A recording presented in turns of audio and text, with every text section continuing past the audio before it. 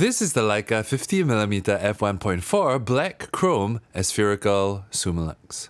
Using the most updated optical design from Leica, which was first announced in 2004, this lens has an aspherical element and floating elements, but it's housed in an all-brass body and finished in a matte black chrome. When it was first announced in 2015, it was said to be limited to 500 pieces. From my latest research, as of 2023, it is still in production and it's available for purchase today. Its physical design is based on the vintage 50mm pre-aspherical Summilux. It has a scalloped focusing ring and a ridged textured section on the base of the lens. It does have modern updates to the design where it takes 43mm filters, and it does have 6-bit coding for use with a digital Leica. The aperture ring goes from f1.4 to f16 in half-stop increments, and the focusing ring goes from infinity down to the closest focusing distance of 0.7 meters. Unlike other Leica lenses that use yellow text on black,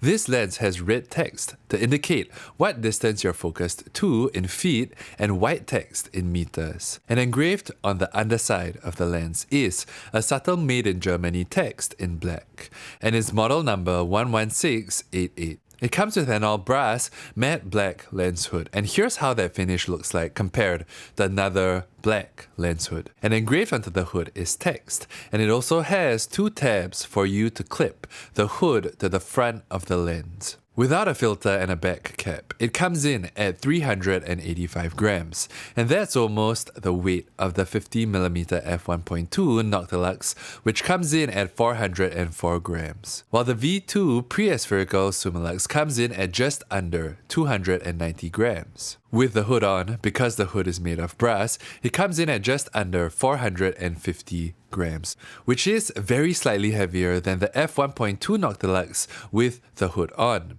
In comparison, the V2 pre-aspherical Summilux comes in at 311 grams with its hood on. It measures just over 5.3 centimeters wide and 5.3 centimeters tall. And with the hood on, that extends to 7.7 centimeters. Here's just how big it is compared to a roll of film, a deck of cards, a Canon DSLR, and a Pentax 6.7. Here's what it looks like when mounted onto a glossy black paint Leica MP, not the most aesthetic pairing. And here's what it looks like when mounted onto a silver chrome Leica MP. And with its hood on, it does become slightly longer, so here's what that looks like. Here's its size in comparison to a 50mm V2 pre-aspherical Summilux. And now with their hoods on. And now, here's its size in comparison to the 50mm f1.2 Noctilux reissue.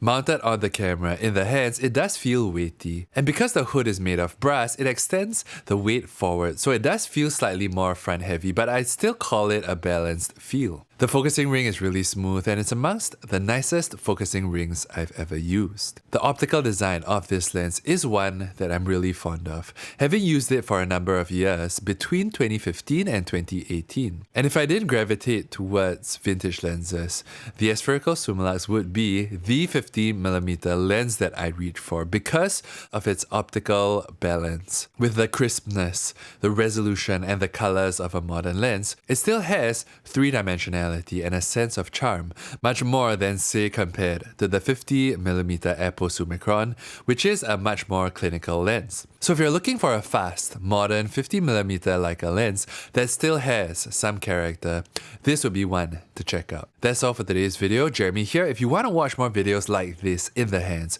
subscribe and I'll see you in the next video.